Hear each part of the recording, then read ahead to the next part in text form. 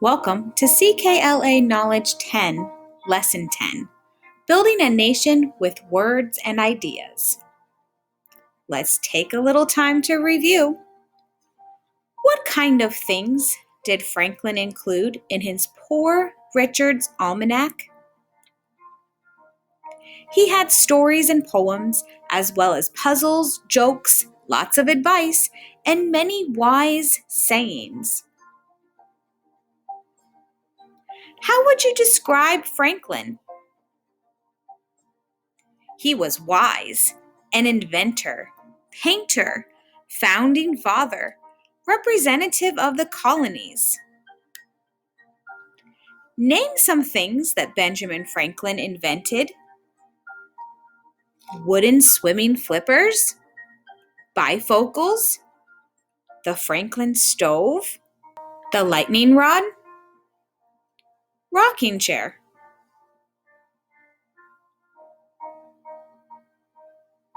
How do you know that Ben Franklin was well liked and admired?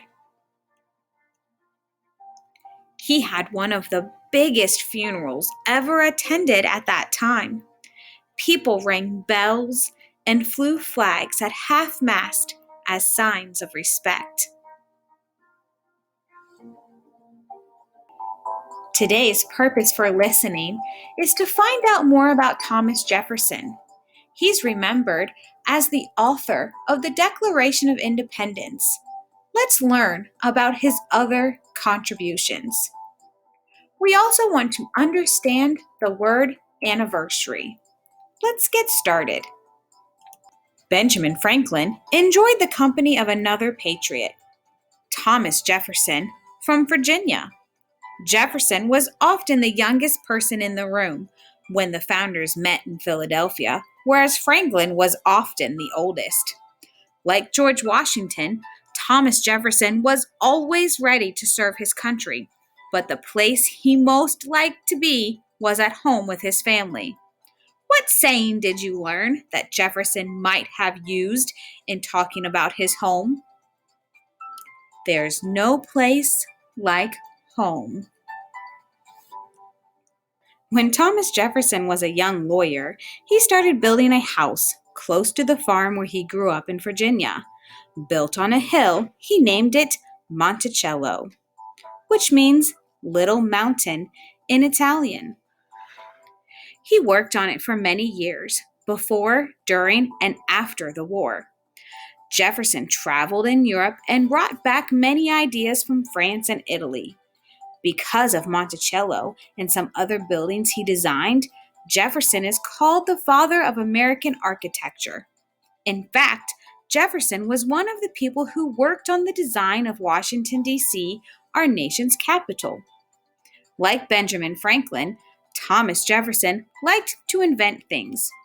For his house, he invented a pulley system that opened doors and a mechanical clock that kept track of the days of the week.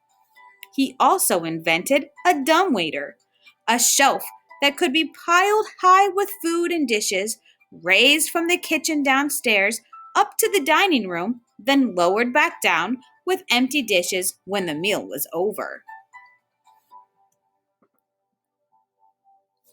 Thomas Jefferson was one of the most important writers in the colonies.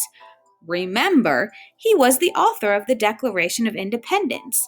Because he wrote so many important papers and letters, he wanted to be able to make copies of them for himself. So Jefferson bought a copy machine from his friend Charles Wilson Peel. It was one of the first copy machines ever made.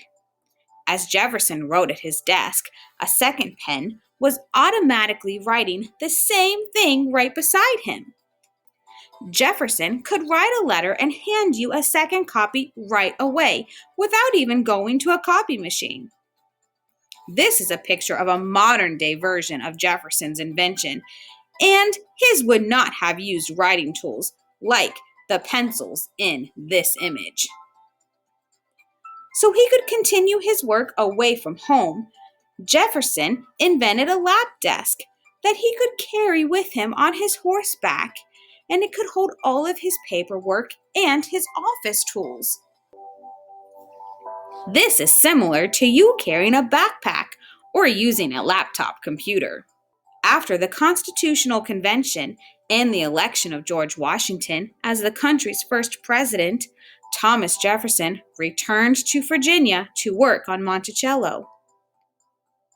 When he was not at Monticello, often he was off representing his country, sharing his ideas both in America and in Europe. George Washington served as President of the United States for 8 years. When he retired to Mount Vernon, another one of the founding fathers, named John Adams, took his place, becoming America's second president. Thomas Jefferson became John Adams' vice president. A vice president is someone who is second in command to the president. 4 years later, Thomas Jefferson became our nation's third president. In the 8 years that he was president, he did many things to help the young nation grow. One of the things that Thomas Jefferson believed in most was public education. He realized how fortunate he had been, having the chance to attend excellent schools all his life, but he knew that not everybody could afford to do so. Perhaps Jefferson's greatest project was planning for a public college in his state of Virginia. He designed the buildings, chose the subjects to be taught, and raised money to build the University of Virginia. The university was built on a friend's farm just down the hill from Monticello, so that Jefferson could watch it being built. Thomas Jefferson died on the afternoon of July 4, 1826, just hours before the death of his friend John Adams. The second and third presidents of the United States of America died on the 15th anniversary of Independence Day. An anniversary is celebrated every year, like your birthday. Your birthday is the anniversary of your birth.